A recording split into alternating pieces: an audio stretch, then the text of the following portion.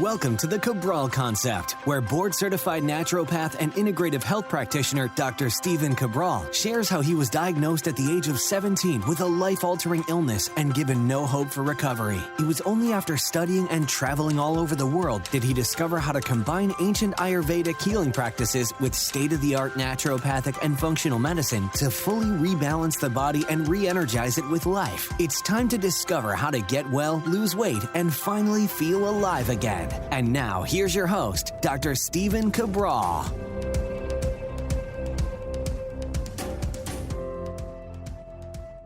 Hey everybody, welcome back to the show. Can't wait to get into today's episode, which is going to be 2510, episode 2510. And this show is dedicated to all of the people out there, which is basically all of us, being inundated that the more fat and more animal-based protein you can eat, the better and healthier you will be. And the reason why I wanted to do this show is because I always keep things from a fair and unbiased perspective. I don't own stock in a meat delivery-based packaging plants, and I also don't own one in plant-based foods. What I want to share with you is actually what the science says, not just based on body transformation, but on longevity, and go back and just look at what are some of the indoctrination that we are being taught and led to believe that may or may not be true. So again, this is going to be so important because in just a few weeks from now, you're going to have a half a dozen to a dozen different diets being promoted to you that are the latest and greatest and absolute best thing in the world. And it's never been seen or done before, not in this way at least, and it's going to revolutionize your life. Hopefully by the end of the show, you will realize that you can achieve anything that you want to achieve. And hopefully you tuned into yesterday's show on that episode 2509, but it won't be through some, as they say, whiz-bang new marketing-based fad. It's just not going to happen. So what I want to share with you is this, is that the diet that's the most popular right now, and honestly, it's just a rehash of the same diets that are always around that help people transform their body. Okay, so let's look at it this way. How does a human being lose weight the fastest and I would just say not necessarily the healthiest, but it's not unhealthy. It's just not a great long-term plan. So what's the fastest diet plan to help someone lose weight?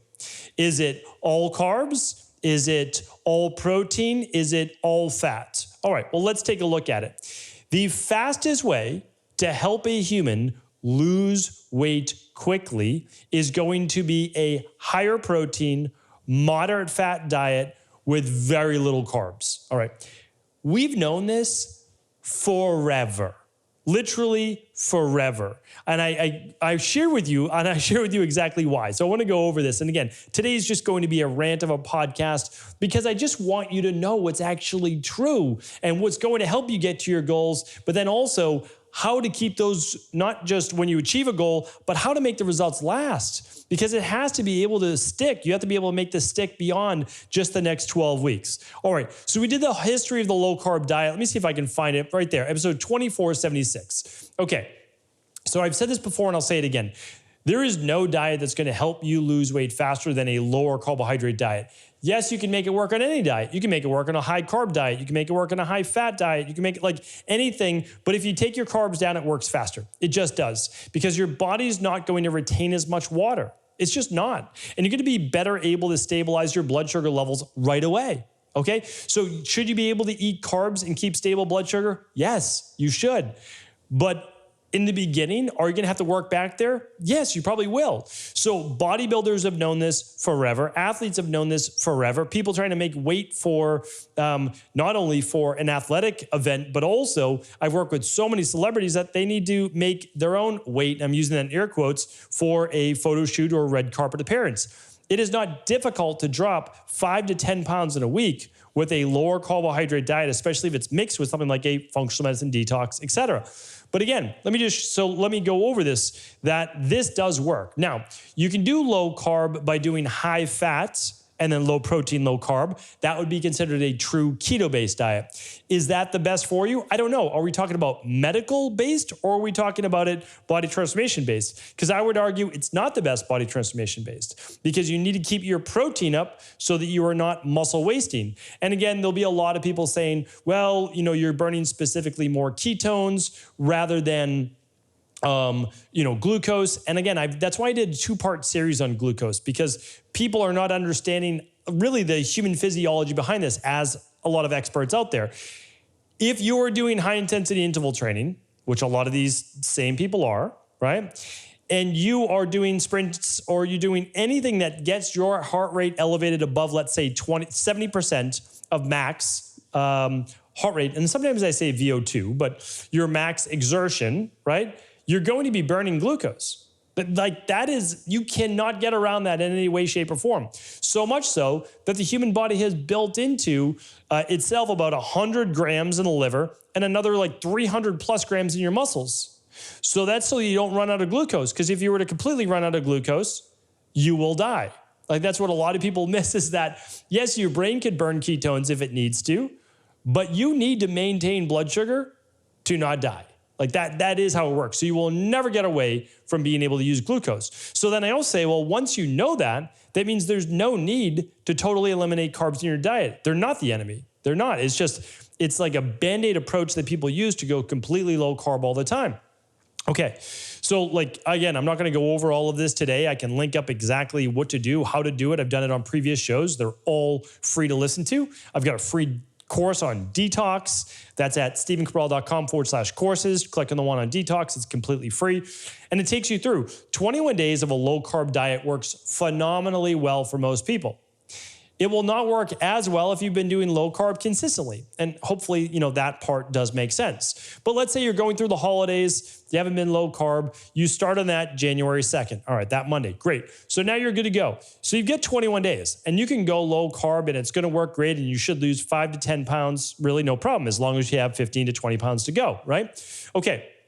So again, I'm talking about this body transformation-wise for the most part, because the truth is that it's not the best thing to do health-wise. I can share with you in a moment. It's great and the best thing to do health-wise, for 21 days, but then we need to start adding back in more carbohydrates. Typically from low glycemic fruit. If you've checked out my podcast on why sugar does not cause diabetes, again, natural sugar, you will see that eating blueberries and these types of things, not only do they not raise glucose, they actually are beneficial for blood sugar levels. I know it doesn't make sense at face value because what we've been taught, but I do break it down. I break down the science. I share with you exactly why this is the case. And we've known it for many, many years. Okay, so we've got a 21-day lower carb period of time. I agree with that. I use it in my functional medicine detox. I use it in my fat velocity program. I use it in the first 21-day elimination diet for anybody looking to lose weight. All right, so then that's done. Now we need to start easing carbs back in. The problem is this. And again, so you'll start to find your carbohydrate limit of like what works for you, and then you'll gradually be able to better adapt your cells, which takes time, again, 12 to 16 weeks to really begin to truly adapt to being able to eat healthy carbohydrates again. And it has to do with the actual lipids of your cell membranes, of how they allow glucose into the cells for energy, for fuel. And at the same time, you need to be burning fuel as well. So why don't I link up some shows, at least just a couple. We'll link up the history of a low carb diet. We'll link up 2504 on are you glycogen depleted, which most likely you're not. But then let's link up the one on specifically on glucose. So we'll find that for you. There it is right there. It's 2498. So all of these, I know it's a bunch of shows. I'm going to link them up today at episode 2510. All right, stephencabral.com/2510. Because if you've been struggling to figure out what the right diet is for you, how to lose weight, and then not just, because eventually you're going to reach your goal weight. Okay, so what do you do then, right? And then we'll link up a podcast called The Foundation of All Diets, and I'll link that up as well. What I want to refute today is this. And again, it's very frustrating for a lot of people in the natural health-based space that are not dogmatic about what diet you need to follow, is that people always used to say people are saying today that you need to eat more butter, you need to drink more milk, you need to eat more meat, and you need to eat more eggs. And they're saying that is where we've gone wrong with our overall health. And I have to share with you that is not the case. Meaning, like, I have no problem with grass-fed butter or ghee. I have no problem with pastured eggs. And I have no problem with grass-fed beef, grass-finished, of course, pastured chicken, turkey, wild fish, any of those things. But let's leave fish out of the equation for a moment.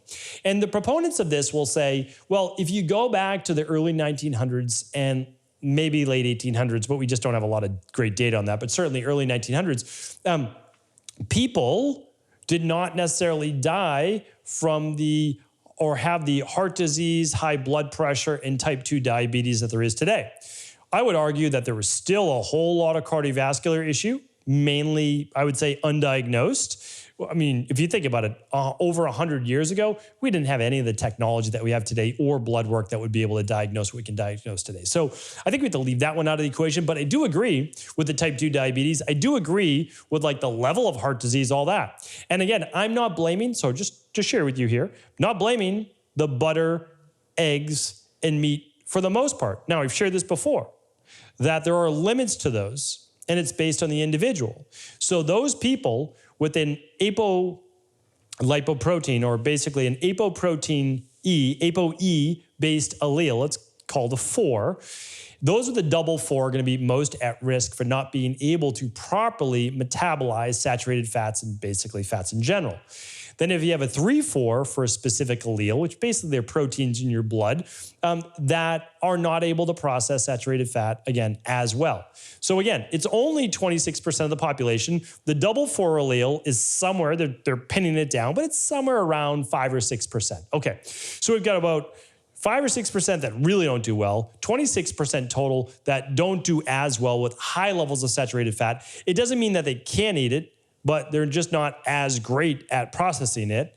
And it can lead to high cholesterol and inflammatory cholesterol in those specific individuals. Now, the reason why a lot of people will tell you that fat doesn't matter and the more fat, the better, and the more saturated fat is because if you do the math, then 74% do pretty much fine with it, right? So their heart-related issues may not be cholesterol-based until you get to a certain level. It can actually be cortisol, higher levels of calcium to magnesium, meaning lower level magnesium levels, and much more, like so many other factors. So I agree with that, right? But there's certainly a subset of the population, like 1 out of every 4, that doesn't do well with it. And all of those people are certainly forgot about. Now, here's the thing, though. People are saying that you can really eat unlimited levels of butter, meat, and eggs, and you'll be totally fine. This point I disagree with as well. Again, I'm not saying that you can't eat some of those things, but they're saying the healthiest people eat lots of butter, meat, and eggs because those are the most nutrient-dense foods. Okay, so let's take a step back. In the history of the world, the people who ate the richest foods, right, most nutrient-dense meat, right, liver, organ meat, butter, eggs, were the wealthiest people. If we go back to ancient Rome, Greece, etc., they typically fared the worst. They had the most health-based issues. This is documented between all sorts of issues: gout, gouty arthritis, heart-based issues, and earlier death. And the people who had, now it can be total calories as well. I'm not saying that because they could be more overweight. They had the luxury of actually more calories. But the people who did more of the farm work, more of the work, ate more meagerly, ate, as they say, nose to tail, and didn't eat a lot of it, well, they typically live longer. Okay, so we say, okay, that's going back hundreds of years. We may not have as much data. Okay, I can agree with that. Again, we're trying to stay unbalanced here. So let's look at the world's longest lived population. Every single one of them ate some meat, fish, or dairy, or eggs, or animal-based protein. So again, that's why I'm saying I don't think that there's an issue eating and that you need to be completely plant-based. Have never said that, right? So now we're looking at it. All right, how much do they eat? Well, again, as I go back, and I've done many podcasts on this, and I don't even know the podcast number, but maybe my amazing team is able to find it. Because I actually brought you through the diet of like most of the experts. Oh, I would love to be able to find this podcast. So we're going to do our best to find it for you and link it up at 2510. And I go through it step by step. And at the end of the day, like the top experts in the field, whether they are, paleo-based, plant-based, whatever it might be, like people who really are looking at this from an unbiased perspective, they're not just like an Instagram, celebrity, expert, doctor, etc., that they really like have a practice, that they're helping people. Because people who have a real health-based practice, they're not recommending ridiculous things. It's just people out there looking to sell books and whatever it might be. And again, that's fine. Like if that's what you want to do, it is, it is what it is. But the problem is it makes people more confused than ever. So at the end of the day, I looked at, okay, these are the top paleo books. This is the top these are the top practitioners. It was the difference between basically a handful of meat or fish a day. Right? That was literally it. Because when you look at the longest lived people, that is it. Right? Like they were eating beans, they were eating lentils, they were eating either it was rice or they might be eating sourdough in this particular continent and culture. And they were eating vegetables. Some of them were fermented, some of them were not. They got in their omegas from different things. And again, at the end of the day, they were eating fermented fish or beef, or they were eating whatever it might be, but it was only about a handful, right? So we say, okay, like those are the longest lived people. And again, like that's not anecdotal, like that's well researched. So then you say, okay, now let's go to America, early 1900s. What were people eating? They say, well, they were eating a lot more beef, eggs, meat, etc. And I would say to you, to a degree, like only to a degree. If you're in your 40s and 50s and you can think about your grandparents and they grew up in the 20s, 30s, et cetera, when they were young and how they were eating today and carrying those traditions through, yeah, they might be sitting down and maybe having an egg or two for breakfast, okay? They might be adding a little pat of butter to that. Okay, so we'll give you that. Then what were they eating at lunch? Well, like a lot of them were eating sandwiches, to be honest. So like a lot of, if you think like, oh, they were eating just not a lot of calories, but a sandwich or something like that. And then at dinner, yeah, they would sit down to a pork chop or a piece of beef or chicken or fish or whatever, a little bit of veggies, a little bit of starch, potatoes, whatever it might be. And that was their diet. And then it wasn't anything wild. It's not the healthiest it could be, but it was not a massive amount of beef, eggs, cheese, like all of these things like that, a little bit of cheese, things like that, yes. But people were not adding a stick of butter to their coffee, right? They were not waking up at any point and sitting down and having sausage and eggs and bacon and butter for breakfast. Then at lunch, a massive grass-fed burger or whatever it is. And then at dinner, a sirloin, ribeye, whatever it might be with more butter on top. Like they were not going out of their way to eat that much meat or butter or whatever it might be. And so what I would say to you is this, because again, I want you to take it for what it's meant to be. And you can absolutely transform your body and get in great shape with the eggs, sausage, bacon, butter breakfast, meat, burger, veggies, whatever at lunch, and then ribeye or so at night, right? Or just take 2 of those meals, right? Like maybe you're skipping breakfast, whatever it might be. And I get it and I understand because it will transform your body. You will most likely be leaner. You may be getting quite a bit of nutrients, but it's unlikely. And again, I hate to say it, but when you look at a lot of these so-called, again, experts in the space, a lot of them on testosterone replacement therapy, but again, like TRT is like to get you to normal levels. We're talking about they were using and abusing steroids too. Now you can say that caused cardiovascular issues, et cetera. Maybe, right? Because when you get to a certain level, there's thickening in the blood, there's all sorts of sedimentation, et cetera, happening. And then might be higher levels of cortisol. So I get it. I understand nothing exists in a vacuum. But if you think that you're going to live into your 80s and 90s on a meat-heavy, butter-heavy diet with less plant-based foods or none because you think that the carnivore diet is the end-all be-all. Again, the only reason I'm speaking out against it is because it is one of the unhealthiest long-term things that you could do. And the people that are promoting it right now, unfortunately, are really not even following it. You're starting to see that more and more. They're saying, okay, yes, I recommend some organ meat, some meat, yes, but I'm also having it with Brussels sprouts or my vegetables or whatever it might be. And I'm using a little bit more olive oil now instead of just lard or tallow and butter, right?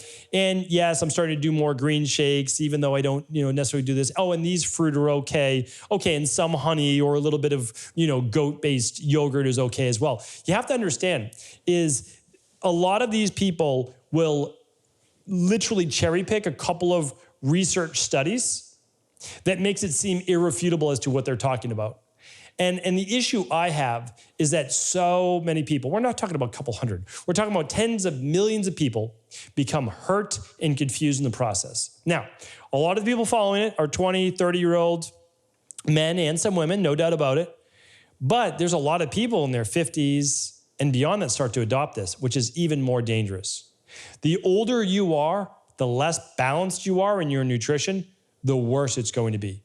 The higher level of prostaglandins. Now, as a practitioner, I can test all of these things and I can show people, and it's easy then for me to be able to convince them because again, I'm not trying to convince them of anything. I'm using research science plus their own personal biomarkers and data points to show them what the best diet is for them. And we've done this now with well over 250,000 people. It's over 300,000 now, but again, like I don't need to count every appointment that we do. And I try to give you all of the free information from what we see inside of our practice on the show. And I can tell you this, that any person that's really researching nutrition, I mean, if you just look at like David Sinclair, or you look at like anyone who's just really looking at longevity, it's mainly plant-based, some meat, some fish, some eggs, olive oil, avocado, like none of those things are an issue, especially more of the monounsaturated fats. Because, and I teach this inside of IHP, you pull from the longest lived people. You already know what they've been doing for well over 100 years. And then you can look back at whether it's anecdotal or not, like how, again, like people lived many, many years ago. Yeah, they used intermittent fasting. They didn't overeat. And all of these things matter. And so what I don't want you to do is go into the new year thinking like, oh, I'm going to give carnivore a shot. There's no point. It's not a good idea. It's really not.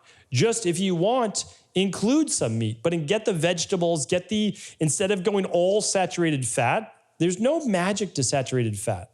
I've broken it down inside and out. You need a certain amount of saturated fat, no doubt about it. It's great for your hormones, right? It's a precursor to what? Pregnenolone. Pregnenolone is a precursor to what? Every other hormone. Testosterone, estrogen, progesterone, cortisol, androstenedione, et cetera, right? Dihydroepiandrosterone. Again, like we know the hormonal pathway.